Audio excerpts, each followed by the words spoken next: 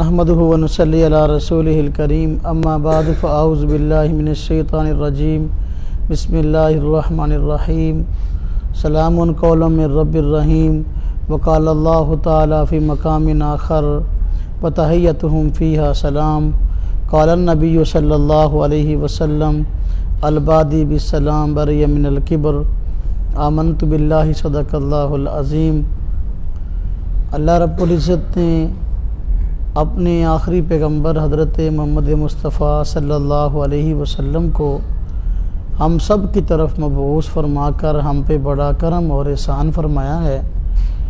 آپ نے ہماری 24 گھنٹے کی زندگی سے متعلق ہمیں تعلیمات فراہم کی ہیں، اور یہ اللہ رب العزت کا بڑا کرم اور احسان ہے کہ ہمیں اس دنیا کے اندر جینے کا سلیقہ آیا ہے۔ خاص طور پہ معاشرے کے اندر جن چیزوں کی ہمارے ہاں آج کمی ہے، ان میں ایک ملاقات کے وقت السلام علیکم ورحمۃ اللہ وبرکاتہ کی سنت کا ادا نہ کرنا ہے۔ حالانکہ یہ اللہ کے پیارے حبیب صلی اللہ علیہ وسلم کی سنت ہے اور آپ کی خاص تعلیم ہے۔ حضرت نبی پاک صلی اللہ علیہ وسلم جب مدینہ طیبہ میں تشریف لائے تو آپ نے جو پہلی باتیں اپنی امت کو تلقین فرمائیں، ان میں ایک تو فرمایا کہ لوگوں کو کھانا کھلاؤ، اطعموا الطعام، اور پھر فرمایا کہ افشوا السلام، کہ سلام کو زیادہ سے زیادہ پھیلاؤ، یعنی زیادہ سے زیادہ لوگوں کو السلام علیکم ورحمۃ اللہ وبرکاتہ کہو۔ السلام علیکم ورحمۃ اللہ وبرکاتہ اگر دوسروں کو کہیں گے، سلام کو پھیلائیں گے، اس سے کیا فائدہ حاصل ہوگا؟ پہلا تو یہ ہے کہ ہم جس کو بھی السلام علیکم ورحمۃ اللہ وبرکاتہ کہیں گے تو گویا ہم نے اس سے اپنی محبت کا اظہار کیا ہے، ہمارے دل میں اس کی نفرت کم ہو جائے گی، نمبر 1۔ نمبر 2، جس کو سلام کیا ہے اگر وہ ہمارے متعلق دل میں نفرت رکھتا ہے تو اس کے دل میں ہماری نفرت کم ہو جائے گی۔ تو نفرتوں کو کم کرنے میں، محبتوں کو پھیلانے میں السلام علیکم ورحمۃ اللہ وبرکاتہ کو بہت بڑا دخل ہے۔ اس کا ایک فائدہ تو یہ ہو گیا کہ السلام علیکم ورحمۃ اللہ وبرکاتہ کہیں گے تو اپنے دل سے دوسروں کی نفرت نکلے گی اور دوسروں کے دل میں ہماری محبت آئے گی، تو یہ اس کا بڑا فائدہ ہے۔ ایک حدیث مبارکہ میں اللہ کے نبی صلی اللہ علیہ وسلم نے ارشاد فرمایا، اس کے ایک اور فائدے کی طرف رہنمائی فرماتے ہوئے آپ نے فرمایا کہ جو آدمی دوسرے کو سلام کرتا ہے تو وہ تکبر سے بری ہے، یعنی جو آدمی دوسروں کو سلام کرنے میں پہل کرے، اس کی کوشش ہو کہ بھئی کوئی بھی مسلمان بھائی مجھے ملتا ہے تو میں نے اس کو پہلے سلام کرنا ہے، اس کے سلام کا انتظار نہیں کرنا۔ تو جو سلام کرنے میں پہل کرے تو وہ تکبر سے بری ہوتا ہے، اللہ رب العزت اس کو تکبر والی صفت سے پاک کر دیتے ہیں۔ یہ بہت بڑا فائدہ ہے۔ آج ہمارے معاشرے میں جتنا بگاڑ ہے، اس بگاڑ کی بڑی وجہ تکبر ہے۔ ہر آدمی بڑائی میں مبتلا ہے، اپنے آپ کو بڑا سمجھتا ہے کہ بھئی میں بڑا ہوں تو دوسرے سارے کے سارے جو ہے نا میرے متحد رہیں تو اور میری مان کر چلیں اور مجھے بڑا سمجھیں۔ یہ بہت بڑا مرض ہے، اور تکبر ہی انسان کو جو ہے اللہ کے آگے رسوا کرتا ہے، اور اللہ کو پسندیدہ چیز عاجزی اور انکساری ہے۔ تو اس دوسروں کو سلام کرنے سے تکبر ختم ہوتا ہے، عاجزی اور انکساری آتی ہے۔ جس طرح کہ نبی پاک صلی اللہ علیہ وسلم نے ارشاد فرمایا کہ دوسروں کو سلام میں پہل کرنے والا آدمی تکبر سے بری ہے۔ اس کا نتیجہ یہ کہ ایسا آدمی تکبر سے بالکل پاک ہو جائے گا۔ اور اللہ کے پیارے حبیب صلی اللہ علیہ وسلم نے ارشاد فرمایا، جو آدمی دوسرے کو السلام علیکم ورحمۃ اللہ وبرکاتہ کہتا ہے تو اس کو 30 نیکیاں ملتی ہیں۔ جب یہ پورے الفاظ کہہ جائیں السلام علیکم ورحمۃ اللہ وبرکاتہ، کتنی نیکیاں ملنی ہیں؟ 30۔ تو یہ 30 نیکیاں جو آدمی دوسرے کو السلام علیکم ورحمۃ اللہ کہتا ہے وہ 30 نیکیوں کا مستحق بن گیا۔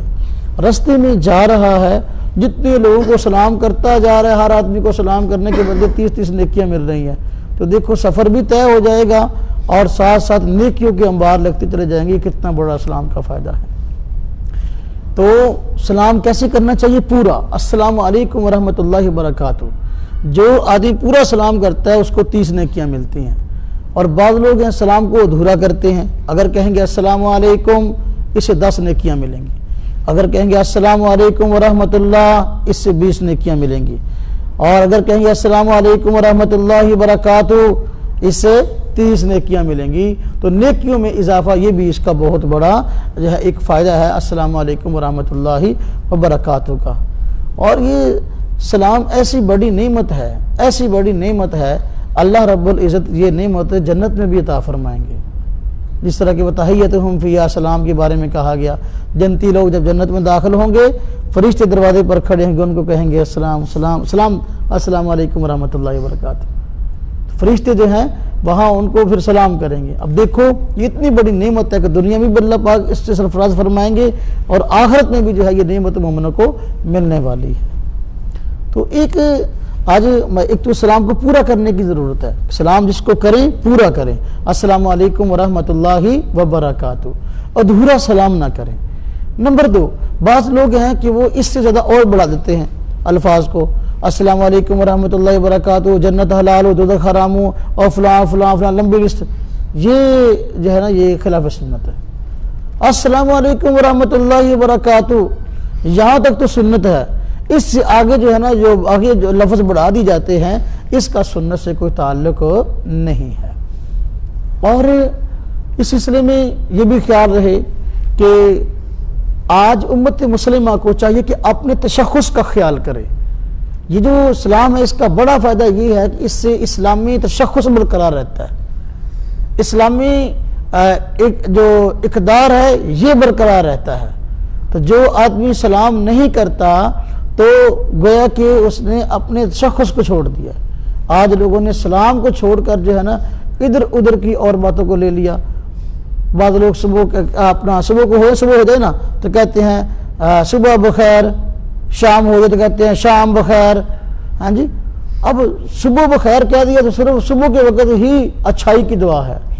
شام بخیر کہہ دیا تو شام کے وقت ہی اچھائی اور بھلائی کی دعا ہے. لیکن جب السلام علیکم ورحمۃ اللہ کہا اس میں ہر وقت انسان کے لیے سلامتی کی دعا ہے. صبح بھی آ گئی، شام بھی آ گئی، دوپہر بھی آ گیا، 24 گھنٹے کی زندگی آ گئی. تو صبح بخیر کہنے سے ایک تو سنت ادا نہ ہوئی.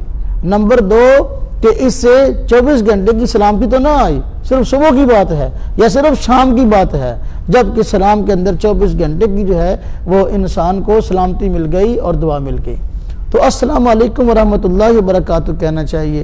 یا جس طرح کے مہمان آئے رخصت ہوتے وقت کہتے ہیں ہاں جی بائے بائے. ہاں جی، تو بائے بائے اس کا کوئی فائدہ نہیں ہے، اس کا کوئی ثواب نہیں ہے.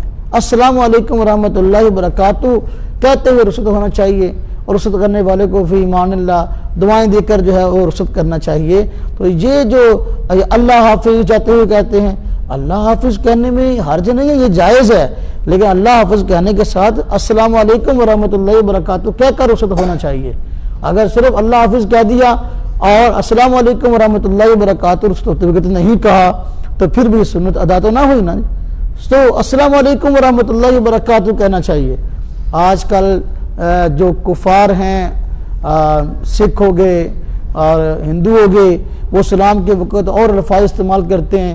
آج کل ہمارے معاشرے کے اندر جو ہے میڈیا کی اپنا کہہ لو کہ وسعت سے گھروں کے اندر جو ہے یہ اپنا ہندوؤں کے بنائے ہوئے ڈرامے، سکھوں کے بنائے ہوئے ڈرامے اور فلمیں چلتی ہیں. اس کے اندر سلام کی بجائے جو ہے وہ اور طرح کے الفاظ ہیں. کوئی رام رام کہتا ہے ہاتھ ملا اپنا کرتے ہوئے، کوئی نمستے کہتا ہے، کچھ کہتا ہے. اس کا اسلام سے کوئی تعلق نہیں ہے. مسلمان کو چاہیے کہ وہ اپنے تشخص کو برقرار رکھے، ان چیزوں کو اپنے لیے کبھی استعمال نہ کرے جو غیر مسلموں کی علامت ہیں. اسلام نے جو ہمیں تعلیم دی ہے نا، اس سے بڑھ کر کوئی نعمت ہے ہی نہیں. تو سلام کے اندر پہل کرنی چاہیے. اگر آپ کو مسلمان ملتا ہے تو پہل کریں. اگر عیسائی آپ نے آمنا سامنا جاتا ہے کسی وقت اس سے غیر مسلم سے، تو اس کو آپ سلام ابتدا نہ کریں. ہاں اگر وہ آپ کو سلام کر دیتا ہے تو آپ اس کو کہہ دیں وعلیکم، وعلیکم اتنا کہہ دینا کافی ہے، پورا آگے کہنے کی ضرورت نہیں ہے. اب ایک سلام ہے اور دوسرا ہے مسافہ۔ مسافہ بسا اوقات سلام اور مسافہ دونوں کرنے چاہیے، سلام اور مسافہ دونوں کرنے چاہیے۔ جب آدمی دوسرا فارغ ہے تو سلام اور مسافہ دونوں کریں، السلام علیکم ورحمۃ اللہ وبرکاتہ کہیں، اور موقع ہو دونوں کو تنگی پریشانی نہ ہو تو مسافہ بھی کریں۔ مسافہ کیسے کرنا چاہیے؟ مسافہ کہتے ہیں آپ نے دونوں ہاتھوں کو دوسرے آدمی کو دونوں ہاتھوں کے درمیان دے دینا، دونوں کو ملانا۔ تو اس سے بھی جو ہے جب دونوں مسلمان آپس میں مسافہ کرتے ہیں، ہاتھ ملاتے ہیں اور پھر اس طرح ہاتھ کو تھوڑا سا ہلا دینا چاہیے، اس سے گناہ جھڑتے ہیں۔ اس سے کیا ہوتا ہے؟ گناہ جھڑتے ہیں۔ تو مسافہ دو ہاتھ سے کرنا چاہیے، اور مسافے کا اہتمام اس وقت کرنا چاہیے جب دوسرا آدمی فارغ ہو۔